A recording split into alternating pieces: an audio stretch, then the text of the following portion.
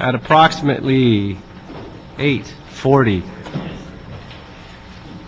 I am joined by none of my colleagues yet, but a lively and awake crowd. So good morning. I don't think they heard you on the microphone. We'll try it again. Good morning. Good morning. See, a lot of people, there are a lot of people listening in at home. We'll make sure that they can hear as well. So jumping right into this, we have, let me see here, 2 speaker cards, one on item 9 and 1 public comment, and 1 for number 8. So we'll hold 8, 9 on the desk. Okay, to clear the room of some of the folks that rushed down here in the morning on Friday traffic, we'll go ahead and move items on consent 1, 2, 3, 4, 5, 6, 7, and 10. So if you are here on items 1, 2, 3, 4, 5, 6, 7, or 10, feel free to exit. For those who want to stick around and enjoy the rest of the festivities, if you could exit in a quiet fashion, please. Thank you. Councilor John White, City Clerk, on items 2, 3, and 4, you have new CAO reports that have been submitted? Yes, we'll go ahead and adopt the report. Thank you very much.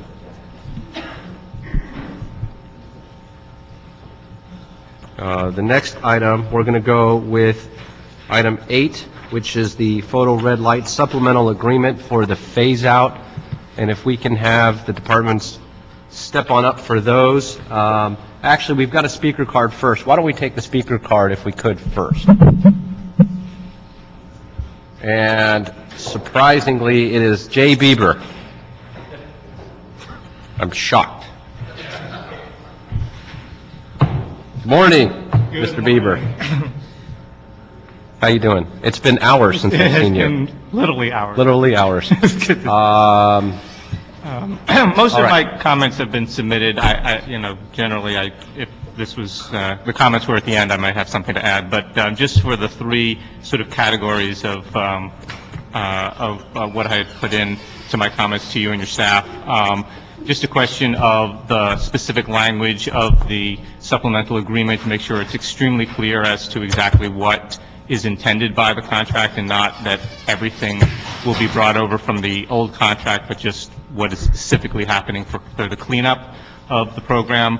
As far as the timing of the contract, whether it's a 6-month or a month-to-month, I think just in terms of the city's interest, it may be better off saying it's month-to-month, and then you can cancel within, say, 5 or 10 days. There's really no problem on the vendor side with giving them short notice, because there's really not much that they're doing. Otherwise, it's just simply access for us for their system. So there probably isn't much of a problem for having shorter notice. If you have a 30-day, you have to go through the process here and then give them 30 days notice. So that was just another concern. And then just a question of some of the things that I noted as far as how much the city's being charged for some of these items, which the LAPD had already taken over responsibility for early in August, and how much the vendor was charging for those things. And those were all in my comments. So thank you very much. Great. Thank you very much. Under the wire with 30 seconds to spare.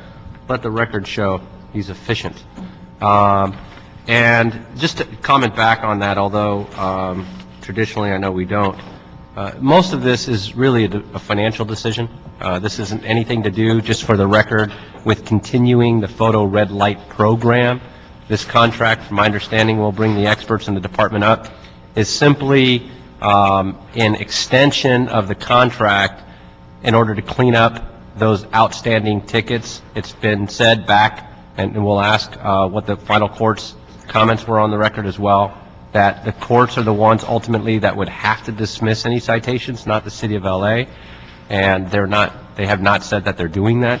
And so it behooves us, and it's our fiduciary responsibility to continue collections, not just from a financial perspective, but to ensure that these folks know that have been cited, that have not paid, that could one day catch up with them in the court system. And that's really what it's about. So if we can get the departments up real quick to give us a presentation on where we're at with negotiations. I don't know if June, if you're going to join us as well as our expert in-house expert on this, your favorite item? And if you could just state your names for the record and let us know where we're at. June Gibson with the CLA. Tom McDonald with LAPD. Morning. Good morning. Hi. I just wanted to start off, by indicating that the council members certainly very succinctly and eloquently expressed why we are continuing the contract. And what this item is related to is a follow-up on the council instruction to phase out the program. And our office, the CAO and the LAPD, did in fact negotiate with ETS for the supplemental agreement that's presented to you today that was previously approved by the Police Commission. The term of the contract is for a 6-month period with the understanding that there is a termination for convenience with 30 days written notice. That term was frankly what was discussed in council, and that was what council had agreed to in concept. Beyond the 6-month period, if for some reason, for financial reasons, the council just decide that it wanted to extend the contract, there is the ability to do that at the city's option to extend it on a month-to-month basis for an additional 6 months. The emphasis on the revenues, as you indicated, council member, is the important component. The Police Commission has instructed the police department to provide monthly reports beginning at the end of this month relative to the revenue situation, and that's what the commission is going to be monitoring in making a decision as to whether or not the contract should proceed. If they notice that the program is in any way less than cost neutral, then they will advise the department to issue a 30-day written notice to the vendor to terminate the contract. And that certainly is consistent with the instruction of the council. Okay. And with that, are we in any way continuing to cite or utilizing any of the photo cameras at all? No, the cameras have been shut down. Cameras have been shut down. So this is not really continuation or extension of the contract necessarily on the enforcement. That's correct. This is simply to clean up the data. Now, has the court reported back to us that they're dismissing and that these are strictly voluntary tickets? No, sir. They continue to. We have court cases that are coming up, and so we're continuing to process through those.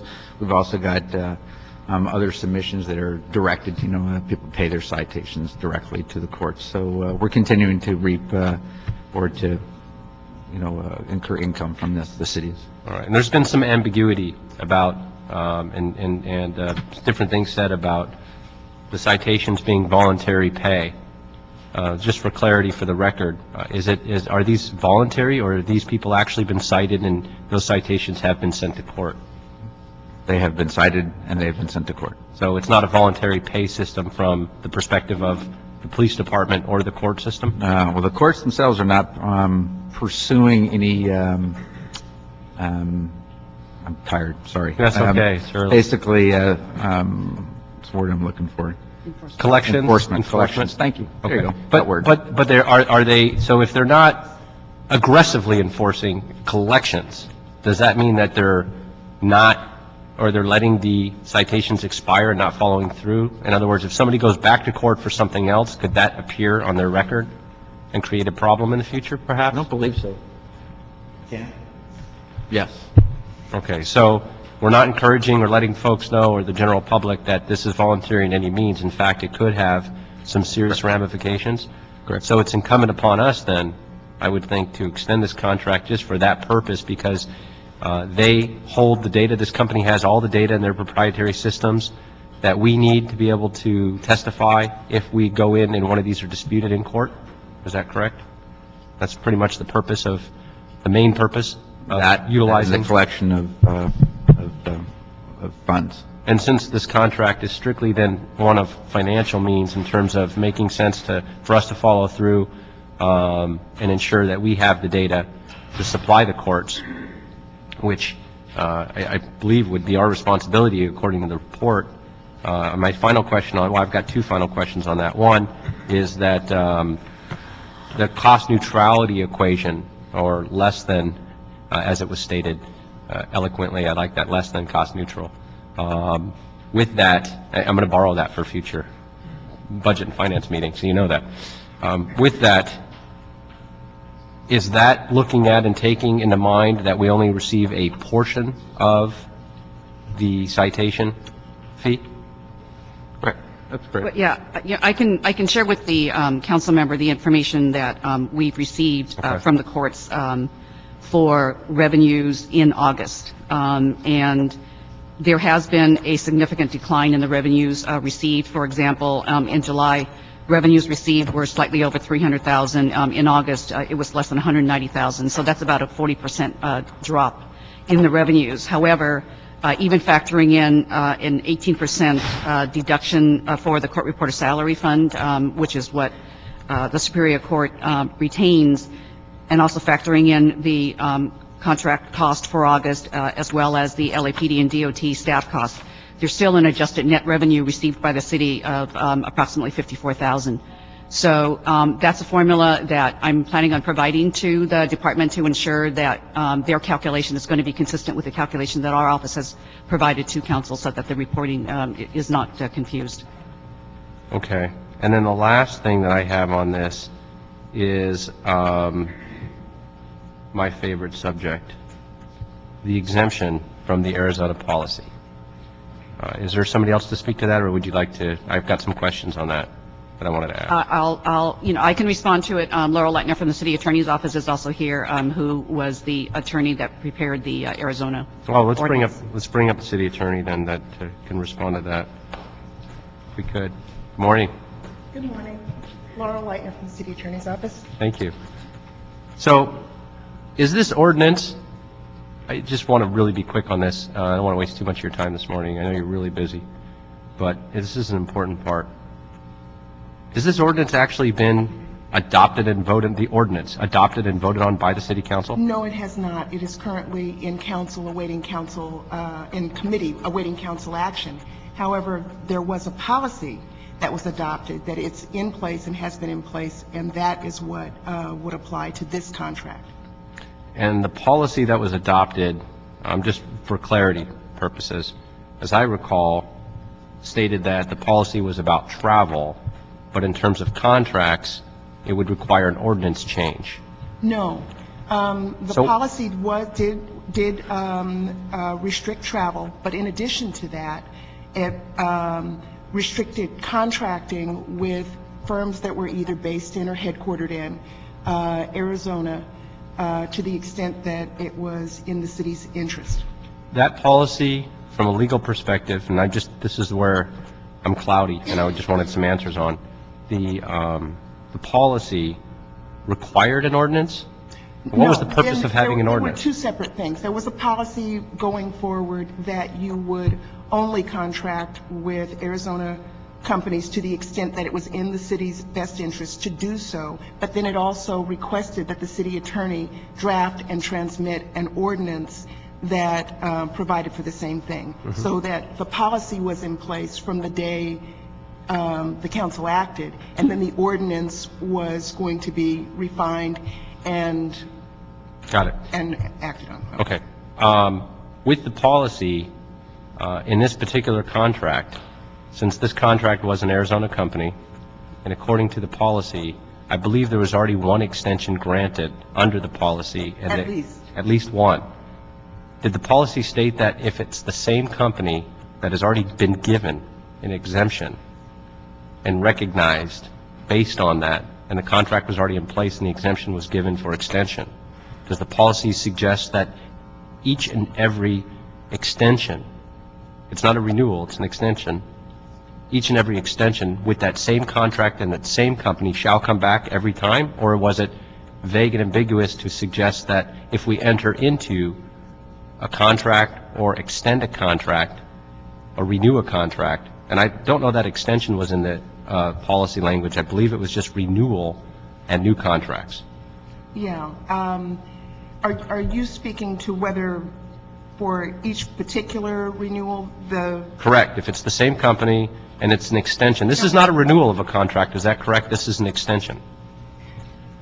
This is a renegotiated extension for a 6-month period of time that can be canceled within 30 days by either party. Is that correct? Under the policy, The council is given the option of considering the facts and whether the facts have changed from time to time when a renewal comes up. And so, given that this is a negotiated contract, it is, once you found initially that it was in the interest of the city to enter into this agreement, it is certainly within your purview to find that it continues to be within the city's interest. So my question, though, is did the policy state that it was for new contracts and renewals and extensions, or is it for new contracts and renewals? You know, I'm not entirely sure there's a real distinction between renewal and extension. This could be called either one of those, and I don't have the policy right in front of me, but this action. Let me go a different direction. Can I just, contribute to the conversation? Please. It was our office that prepared the report to council when council took the action relative to establishing the policy. Okay. The intention of the policy is when there is an action required by council with respect to any budgeting aspect associated with either travel to Arizona or a contract, whether the contract is for a new contract, an extension of a contract, in this case a supplemental agreement which requires council approval, then the intention is for council to simultaneously consider whether they wanted to approve that contract in consideration of the Arizona policy. Fair enough. Got it. Okay, so thank you. Let me ask you a different way then. In the spirit of which this policy and request for a new ordinance was put in place, it was based on an organization that began and suggested a boycott. Is that correct? So La Raza, or what was it? What was the basis of or foundation in which this occurred? That the policy was adopted? I'm sorry. What triggered it from? I understand that it was SB 1070 Yes. that raised the concerns, but it was an organization that spearheaded the effort to ask for boycotts. Is that correct? I'm not certain as to whether that's correct. I can report Well, back. I think that's too critical. I think we need a report now before we move forward on this. And you would like to know who spearheaded? What I'm trying to get to is that I understand that it was the boycott has ended from the originating organization that suggested boycott, and that they have agreed to there's a stipulated agreement on La Raza that ended the boycott. But council hasn't taken that action. Right, but has that been brought back in suggestion that that part and that element, which council took the first action based on that boycott.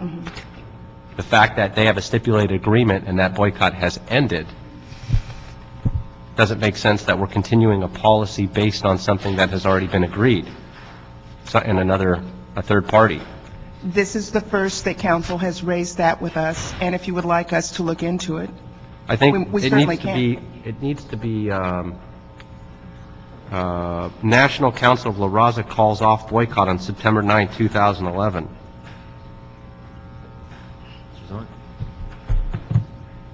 If that's the case, and the entire spirit and I was not on council when this boycott was voted in policy, but originally, but since that time, it's changed where the originating organization that spearheaded this, that the city followed in, has now ended their boycott. Is there anybody in the room that can speak to, I mean, this is now before us to sustain a policy by the city of LA based on something that has changed? Mr. Chairman, Peter Echeverria from the City Attorney's Office. I'm aware of articles regarding the National La Raza Council coming to some understanding with the state of Arizona, but I don't know what bearing that would have on this one particular contract. I agree that the policy was initially adopted based on a totality of circumstances, which included the opposition by the National Council of La Raza to the legislation in Arizona. That is a factor that the council can and should consider if it takes up the policy again, and whether or not it should continue in place. In this situation, though, Well, I would like to move the committee report from the chair to suggest, along an attachment with this to council, that the boycott and La Raza boycott has ended, an update from the city attorney's office along with this file saying there's, my suggestion from the chair is that there's no reason to vote or consider the policy, to end the policy, based on the fact that the La Raza issue is settled, and consider this altogether as one item. They can bifurcate it at council. I'm not sure that policy itself is before you at this time, so that it would be appropriate to make that recommendation. What's before you is an exemption from that policy for this one particular contract. Right. So as a subject, the subject matter of the policy and the suspension is not before you? I appreciate the opinion from the city attorney. The instruction from the chair will be to consider that policy as part of it, because there's an exemption that doesn't make sense anymore. It's outdated now. That needs to be considered because it just doesn't, it doesn't make any rational or legal sense in my view. So the instruction from the chair will be then to approve the negotiated contract, to consider not having a necessary exemption and ending the policy because of the circumstances, with an update from the CLA at council, from the CLA at council for what's happening with the stipulated agreement and the end of the boycott from La Raza. Mr. Englander, the CLA's report has 4 recommendations, I believe, and one of them is the exemption from the current council policy with regard to Arizona. Right. Did you want to approve that exemption at this time for this? Yes, but with that With the additional recommendation the you just additional cited. recommendations Okay, thank you. as part of the approval of that exemption. Understood. Okay, And the recommendation would be that council consider revoking its policy that's correct. based on the change of circumstances. Right, and that item would come up first prior to then exempting the necessary exemption under this agreement, because it would be moot if we exempted it, and if we ended the policy and revoked it saying the boycott has ended. It's not necessary anymore. Then it wouldn't be necessary then to have the exemption as part of the agreement in this contract. I understand if it occurs that way, the council may choose to They may consider choose them in to a do different something sequence. different. Correct. Yes. Right. I know many of them as well. So, Right. Thank you. Thank you. Appreciate it. All right, the next item we're going to take real quick is number 9, actually, out of order. And we have one speaker card on 9, and if you can let us know what number 9 is, please. Item 9, motion Weston Parks relative to renaming 2 Department of Animal Services shelters as follows: Jefferson Park, 3612 11th Avenue, location as Southwest Los Angeles Animal Services, and Chesterfield Square, 1857 West 60th Street, location as South Los Angeles Animal Services.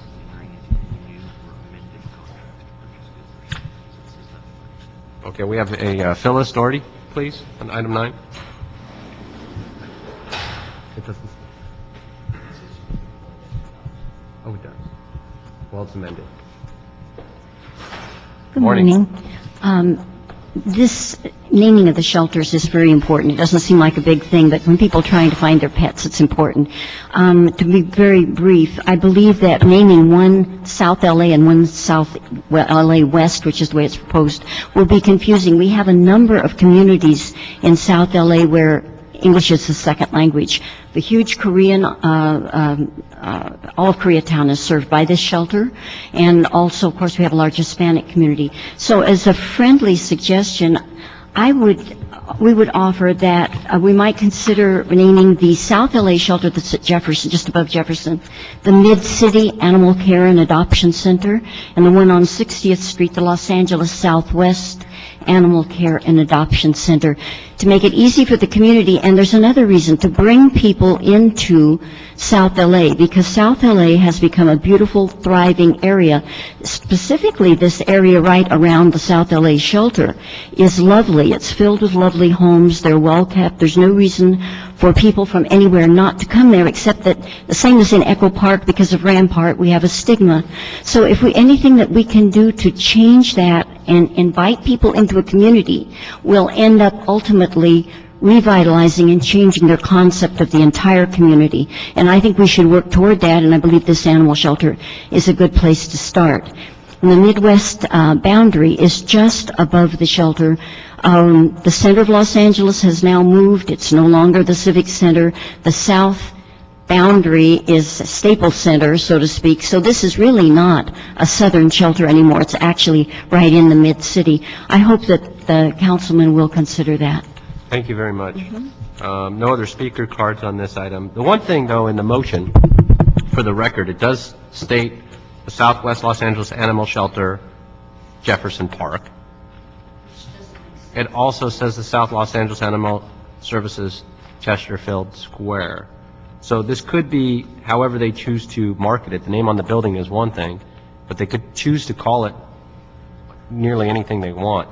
We have a lot of divisions in the police department, for example, that a lot of officers refer to as, in Devonshire is a great example.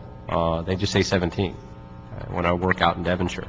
Some people call it Dev, some people call it Club Dev, but we don't talk about that on the open microphone. But having said that, they can refer to it and market it any way they choose. So this is the legal name that will be given, and this is the recommendation from the council member of the district. So with that, we'll have a note from the chair to accept this motion and move forward. And thank you for your comments and printout as well. Okay, now we'll go on to item 11, which we refer to as realignment, derailment. Let me also, I know we've got some guests here from probation, and I want to apologize to them. They had some issues parking here in the building, but I wanted to thank them for taking the time out of their busy day and their early morning to come visit and share as well with their report. Good morning. Morning. Kevin McCarthy. I'm a commander with Detective Bureau. With me today is Captain Bill Hart. He's the captain of the Gang and Narcotics Division, and they pretty much put this whole program together from the LAP perspective. And also with us is our partner from probation, if you'd like to introduce yourself. Dave Leone. What we'll do today is we'll give you kind of an overview of how we see it and what we're doing, and then the probation you guys can tag in. This is my partner, Reva Bingham, representing probation. Well, how are you? Morning. Good morning. Long time no see. Good to see you again. Yeah. Good to see you. Thank you. Good morning, council members. Good morning, everyone. We were asked to provide a very, very brief overview of AB 109. That's kind of hard to do because this is very complicated legislation that's been playing out over a period of 6 months now, but I'll try and breeze through this. AB 109, 117, and 118, which were subsequent bills that enacted some clarifying and supporting amendments. 109 was passed in April of 2011, became effective in October of 2011. And basically, it changes the definition of a felony in the penal code, but it also does three specific things. It establishes local jail custody for specified nonviolent, non-serious, and non-sexual offenders known as N3s. And this population was previously subject to state prison sentences. It also modifies parole status statutes and creates post-release community supervision, or PCS, for criminal offenders who are being released from prison after having served an N3 sentence, and that's irrespective of prior convictions.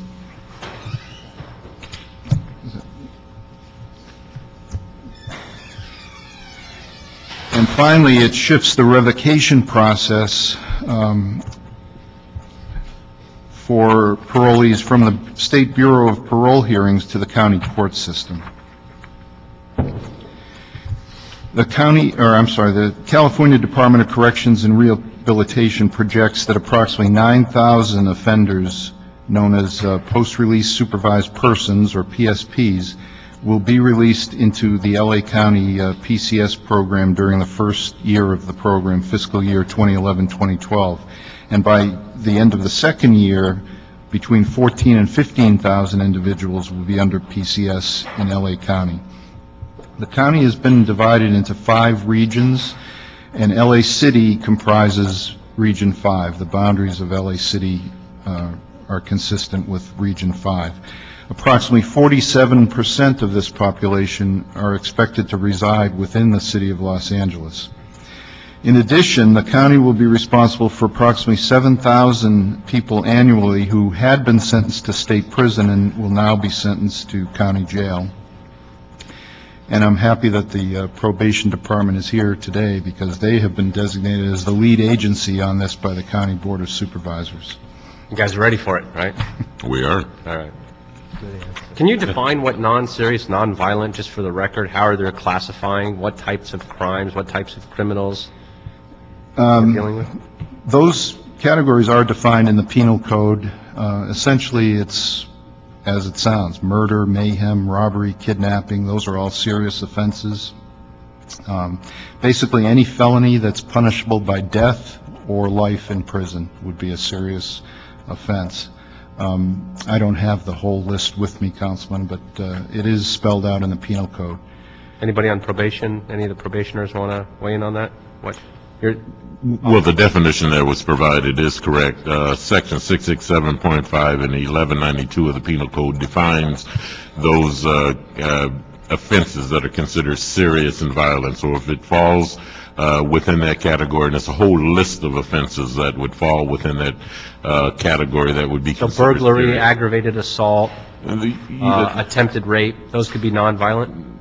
Well, no, they wouldn't necessarily be. Again, it depends on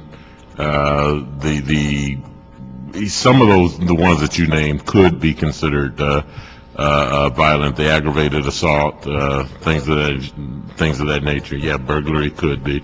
Again, as it's defined by those 2 sections of the penal code, and again, it's a whole litany of offenses that would not qualify for this program based on those charges. So if somebody was arrested for, let's say, ADW, assault with a deadly weapon, or an attempted rape, something very, very serious, and they pleaded it down, would it be considered in the plea the fact that their charge was a less than violent or non-violent, was actually their sentence, not what they were arrested for, then they would be categorized as a non-violent, even though they were arrested for a violent crime, just for clarity? That is conceivable. What they're actually sentenced for is what makes them eligible or ineligible for this program. And it should be pointed out, and we don't want to necessarily muddy the waters, but we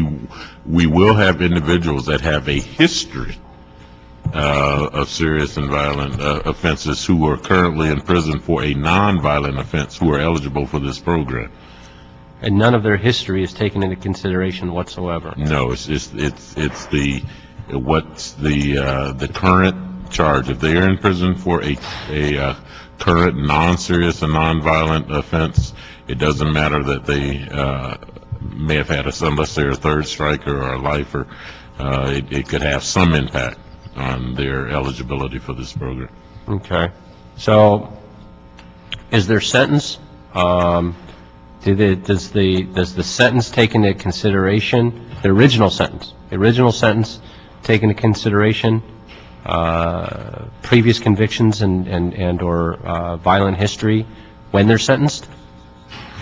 Yeah, when they're sentenced, yes. Yeah, so in other words, they can get 20 years to life for stealing a pack of gum because they had serious offenses in the past.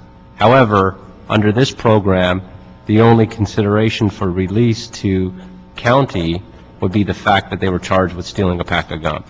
Is that? That pretty much summarizes it, correct. So when you guys heard about this, I got to assume you said, what is the governor thinking? There have been a lot of questions regarding the legislation and the thoughtfulness of the legislation, and there's been some efforts to clean up. Eloquently said. All right, if we want to just go on with the presentation, thank you for that.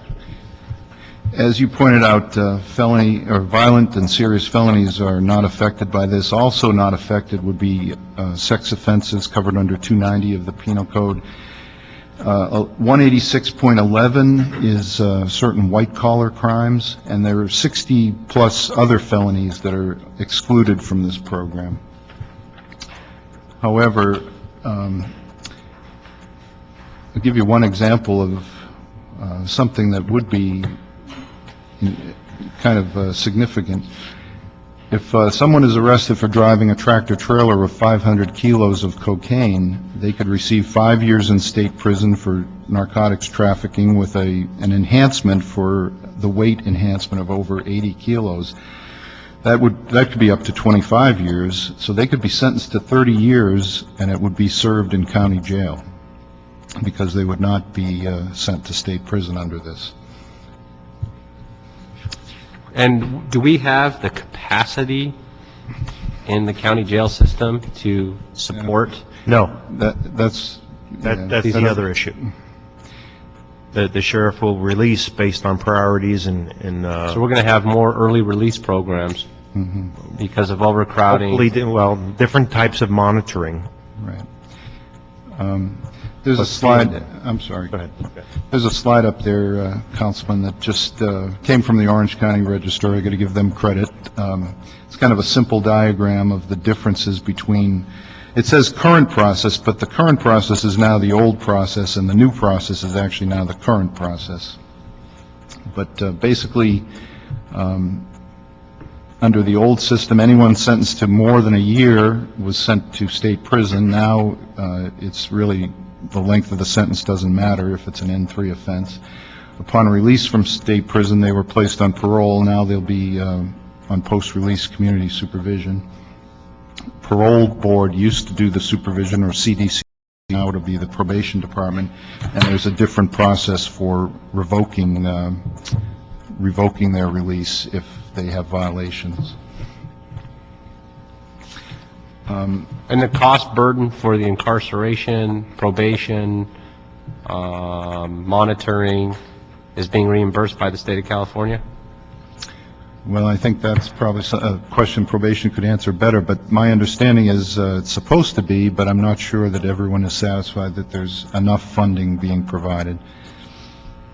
We can tell you that the CEO and the Board of Supervisors and all of us that are engaged in this process have concerns about the adequacy of the funding. On the first year, there has been $112 million allotted to the county that is to be allocated to the impacted county departments, and we have concerns about whether or not the custody time can be covered by that amount, the treatment dollars, whether or not it's adequate, the supervision. So the whole pie we consider to be inadequate. The other concerns is that we've only been funded for 1 year. There's no constitutional amendment that guarantees funding in future years. The state budget is an annual thing, so we have to wait every year to determine what the funding is going to be for the future years. And we've been the county has taken a very fiscally prudent and cautious approach towards funding the program, and is funding the impacted departments on a quarterly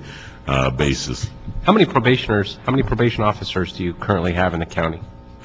Well, in the adult program, we have 500 probation officers, but if you break that down and look at the supervision piece, and we have a number of supervision programs, there are about maybe 340 individuals that are providing supervision to individuals. And when you further break that down to specialized programs, if you look at the average caseloads of those who are providing supervisions, it's about one probation officer to 170 individuals being supervised. Now, we do have some specialized caseloads that are lower than that, but on average, it's 1 to 170.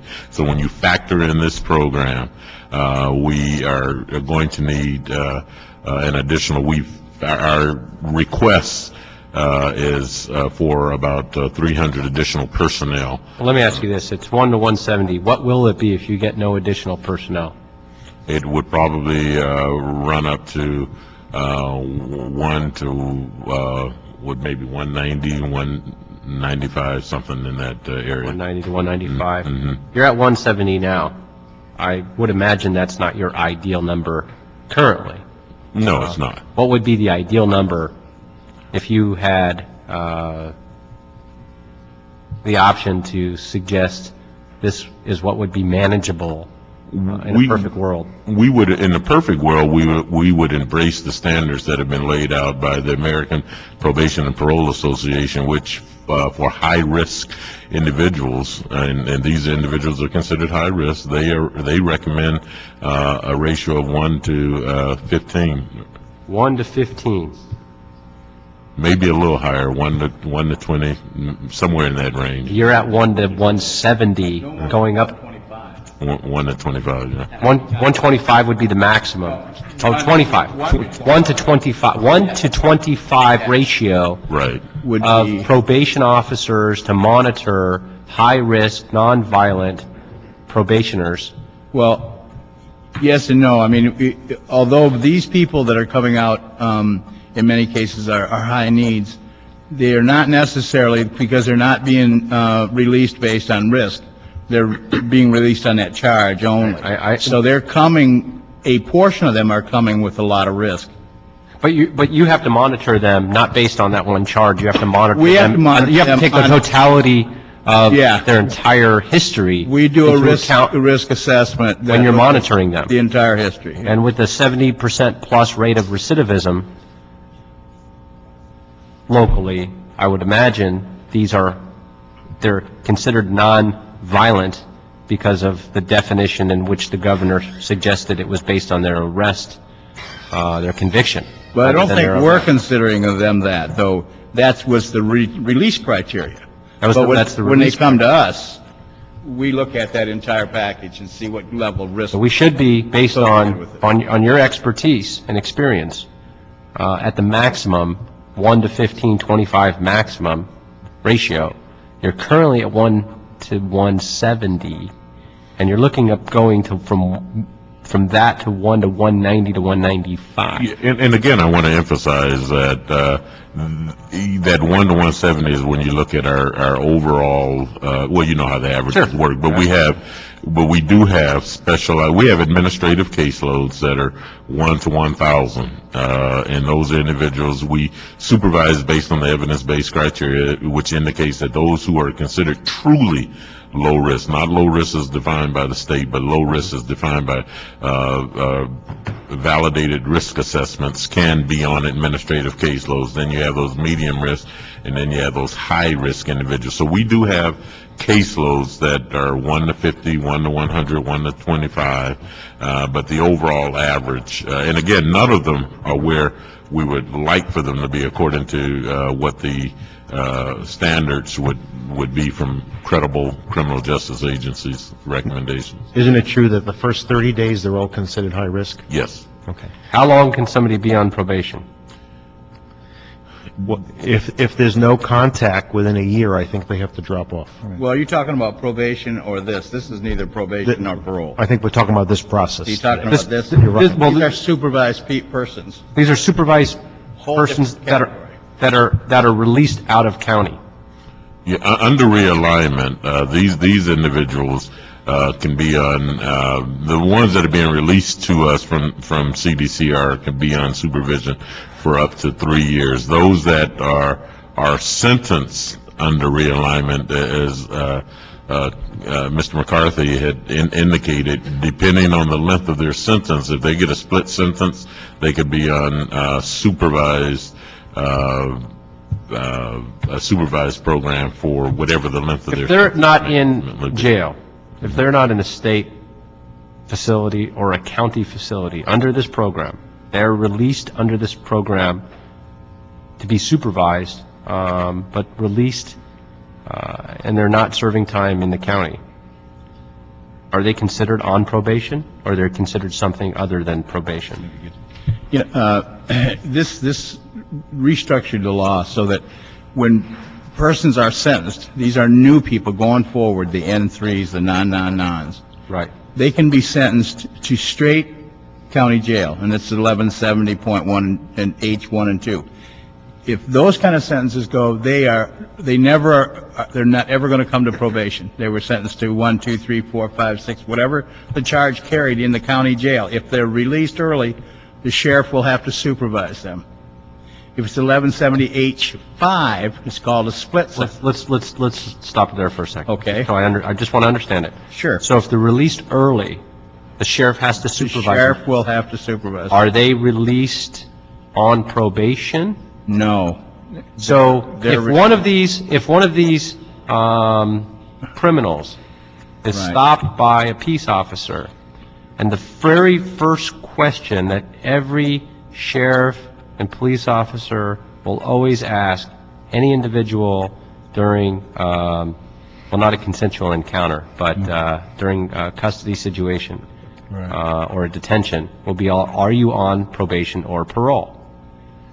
Are these individuals, and then which changes significantly the Fourth Amendment, search and seizure.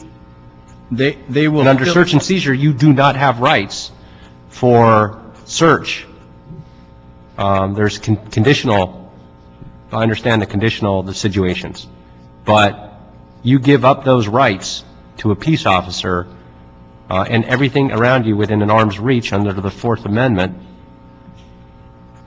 And so, are they, and do they identify themselves as on probation or parole? I wouldn't want to speak exactly for the sheriff, but I'm sure that when the sheriff releases them, there will be it's a conditional release. Right. He would still have the authority to place them back into custody, and usually what he'd be releasing on is some kind of alternative sanction, monitoring or something like that. Okay. I put a slide up while we were talking that might help explain it. Right. I use the example of the person sentenced to 30 years in county jail. Well, that's never going to happen, obviously. They'll be released. And there are several options open to the sheriff's department. One would be community-based alternatives to custody, such as GPS monitoring, station trustee workers, work release programs, things of that nature. The county is also trying to open 3, I believe, fire camps where medium-risk offenders could, up to 700, I believe, could be housed at these fire camps where they could perform community service and firefighting. And then they're also looking at community corrections facilities. They're basically private jails that are scattered throughout California. I think there are 2 that are in Kern County, close enough to Los Angeles County that they're being considered. And the other alternative for the sheriff's department is to open more beds. They do have some unused bed space available, but again, the question is money. Okay. Thank you. So we're going to need some clarification probably in the future for our officers, and are these individuals released from custody with those conditional requirements, GPS tracking, whatever those might be, whether they identify themselves as being on probation, well, not parole anymore if they're not coming out of the state, but at least at a minimum. And Councilman, it may be profitable for Mr. Leone to finish the explanation of split sentence, because that's another option that you may find interesting. Okay. On the split sentences, they actually suspend a portion of the jail time, and they do come to probation. So let's say the guy gets a 2-year sentence, his 4-year sentence, 2 years suspended, he goes to county jail, he does 1 year there, he gets out, and he'll do his last 2 under probation supervision.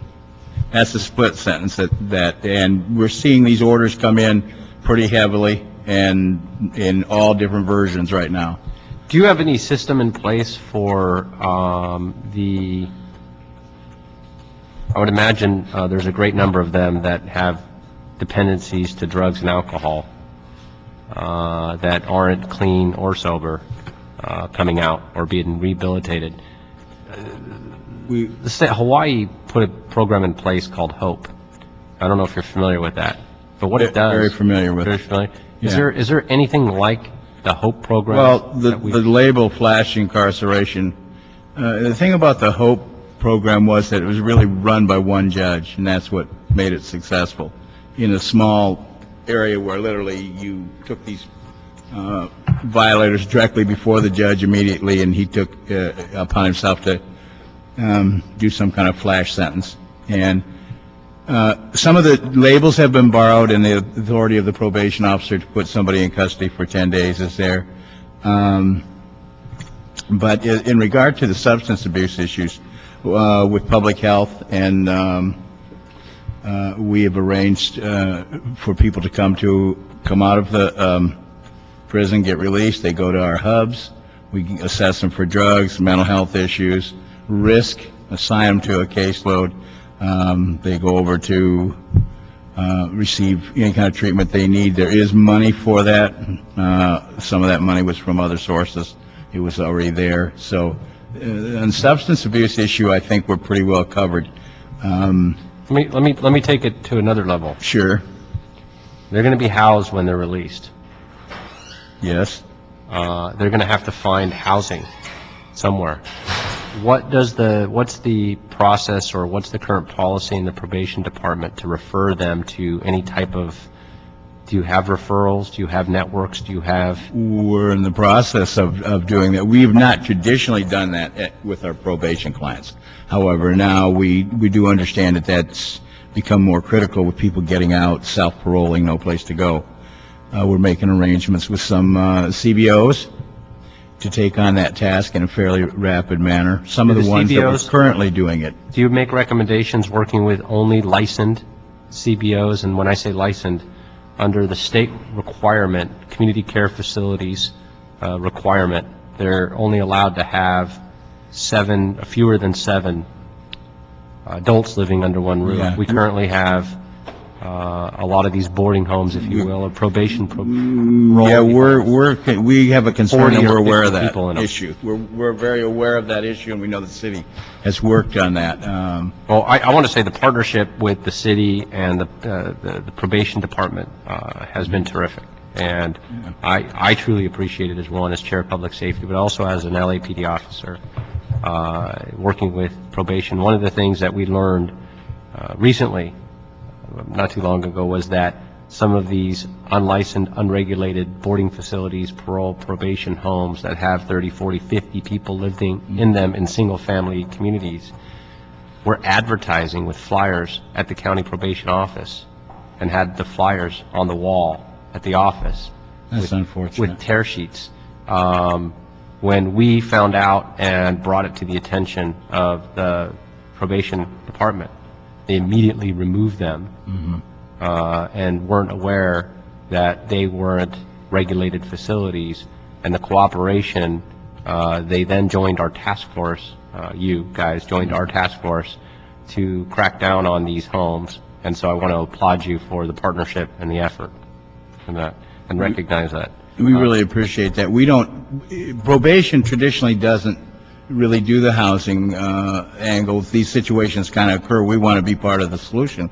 With this new population, though, that is a burden that we're going to take on. And of course, we would be mindful of laws and licensed facilities, and we would have that expectation as we contract with CBOs, and certainly would monitor that to try to make sure that doesn't occur. Does the, what, on the LAPD side, on the city side, it was stated, I believe, by the chief that we're looking at least boots on the ground, an additional 150 officers just in routine patrol citywide to absorb this differential. If you take a look at the organizational chart, under the Office of Operations, we have 4 bureaus.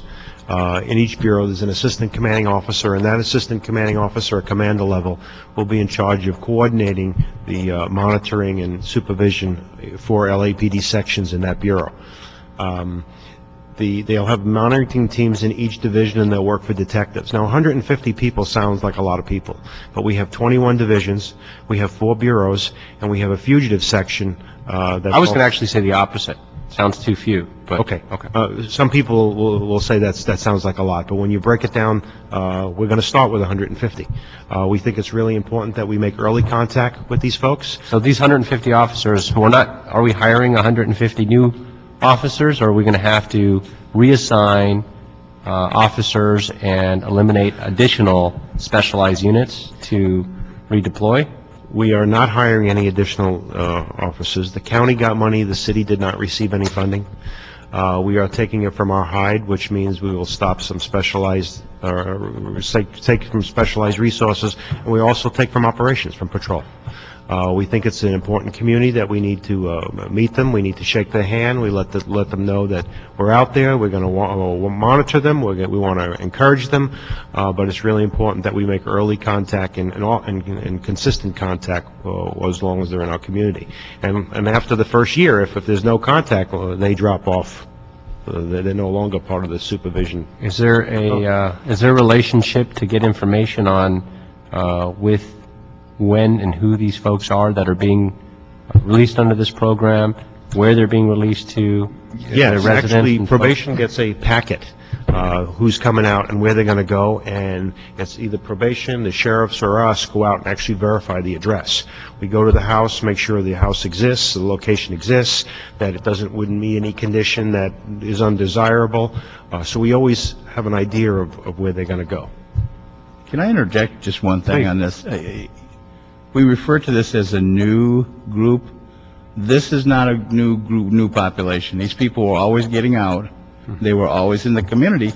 The only thing that changed was that instead of parole supervising, probation supervising, and that's what we got the funding for, was for the supervision.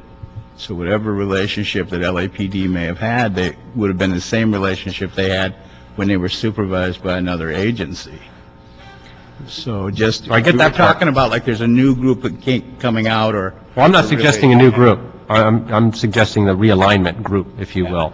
And the fact that the county received some funding, but not necessarily to open up all the beds and facilities to house them, and the county and the sheriff has had issues of overcrowding and early release in the past. That's going to come through fruition again. So it will be a new population, if you will, the same people, but on the streets at a different time and earlier because of the overcrowding situations and the court decisions. The new sentences, the N3s. Right. As they come out and mature and get out early releases, that is something that'll be new because, I can't say for sure, but I think state prison was probably holding them longer than what the county jail will be able to fill once they're impacted. That's where I was going with it. Yeah. So yes, I agree, that would be a new number. Right. That they haven't come into contact. Hence the reason for your ratio change of 1 to 170 to 1 to 190, 195. That differential are those people who are going to be under that new population. Again, same people, new population, more responsibility, more of a workload for both probation and LAPD and the sheriffs. So that's sort of categorically what we were looking at. There's definitely going to be an impact, but that impact probably won't be felt significantly for at least a year. But then it takes time for operationally. It takes time to get geared up to handle it, certainly. And if we put resources over the next year into that, we're taking it out of the balance equation of specialized services or other details, and without going into an open mic or public record, but I would like a briefing at some point outside of committee on what those specialized services with LAPD would be that we're losing as well. What's going to be impacted by this, and then whatever else you have on the. Yeah, the right side of the screen just indicates the Office of Special Operations will stay involved in this. Under Detective Bureau Gang and Narcotics Division will have some functional oversight of the entire program, just like they do with the Bureau Gang coordinators and the GIT lieutenants. And they'll, under their fugitive section, they'll have a parolee at-large team to look for absconders. So that's kind of how the organization will be set up. And then final question is, do you think at this point it's necessary to receive and file this in committee or hold it in committee and report back later on how progress is going, or send anything on to council for a full briefing to the city council and let them know and inform them what the situation is and how we're handling it and absorbing it as well?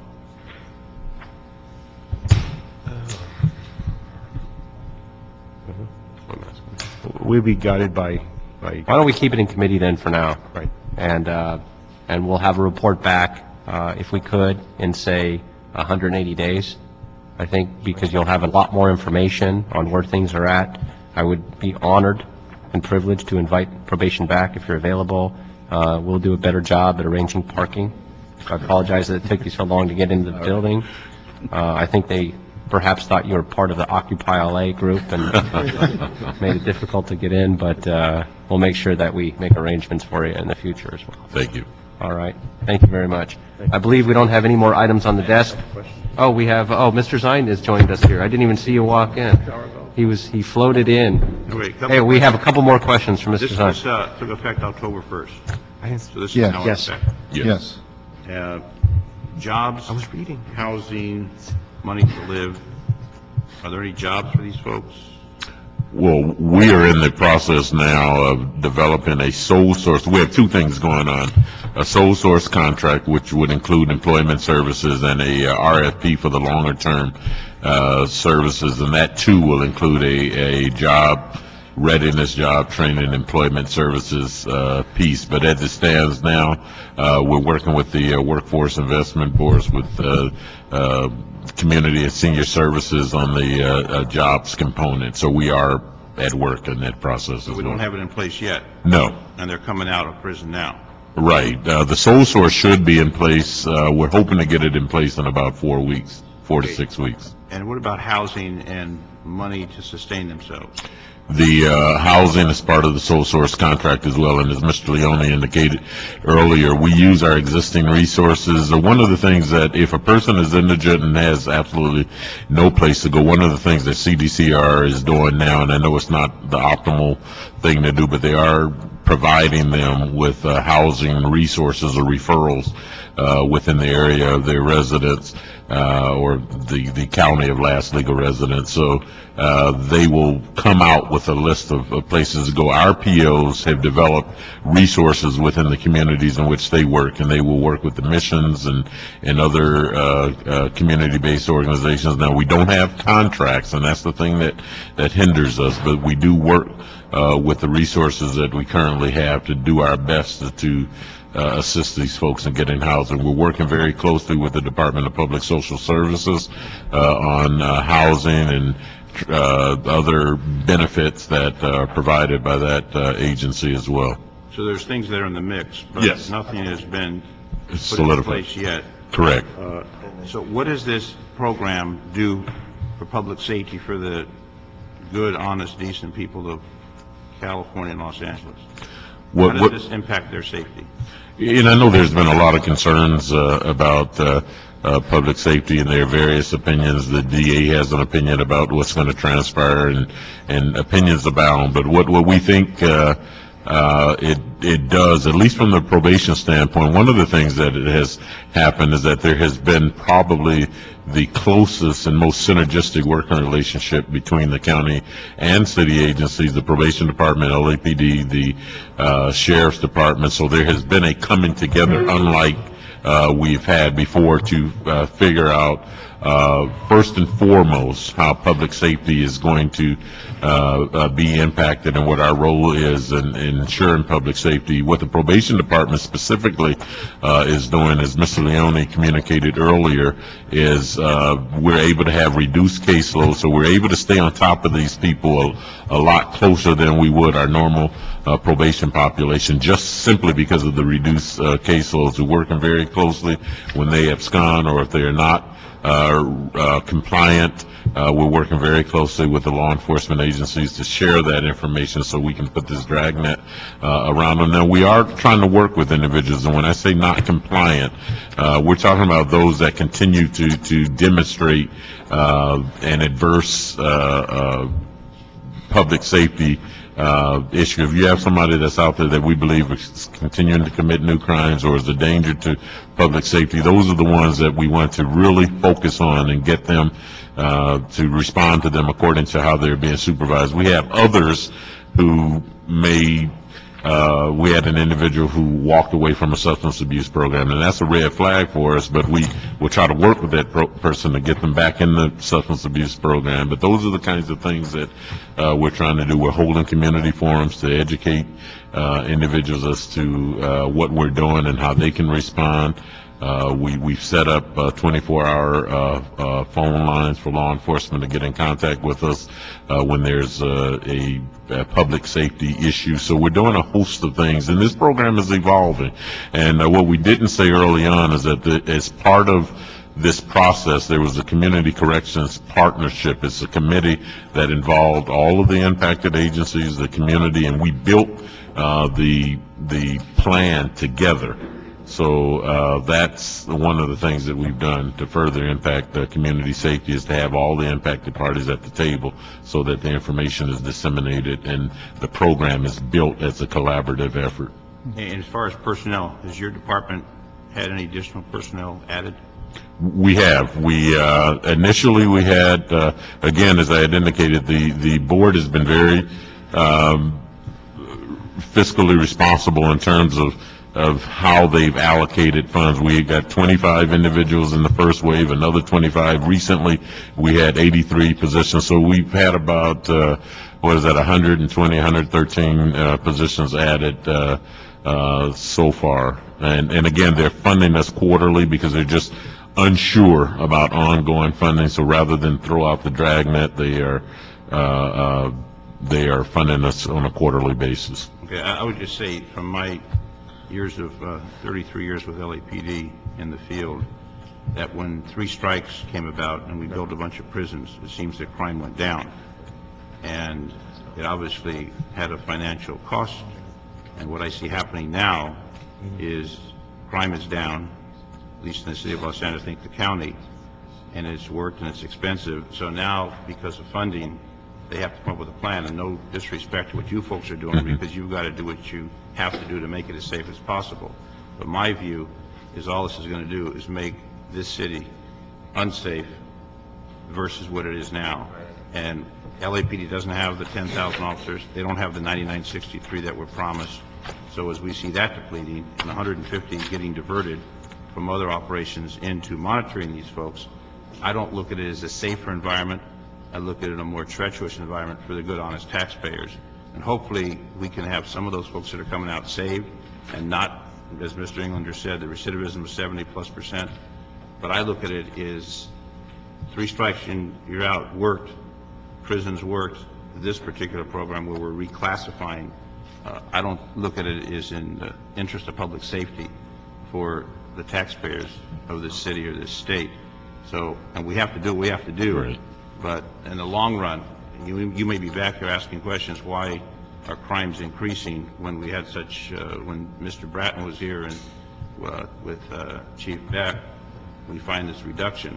And my vision is this is just given an opportunity to go back to what we had in the past, which is not positive for the taxpayers. And we certainly understand those concerns, and one thing I would refer you to, if you have an opportunity, the state of Oregon, and I know it's a smaller jurisdiction, but they went through realignment back in the mid-'90s, and they've been involved in it long enough now to have some statistics and some research that kind of validates whether or not it was successful, and the current research shows that there was not this drastic adverse impact on public safety, and that realignment actually yielded the kind of positive results that they had hoped. Again, I'm not suggesting that what happened there would be translated to LA County, LA City, the state of California, but it's worth taking a look at what transpired in Oregon, just to kind of give you some view of realignment in another jurisdiction. Well, I hope for the best, but prepare for the worst. Absolutely. Thank you. Thank you, Mr. Zine, and thank you again. We'll see you in 180 days, and I appreciate it. Be safe out there. This meeting is now officially adjourned.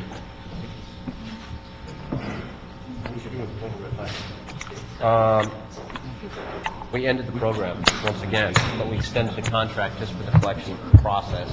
We also got confirmed on the record. Any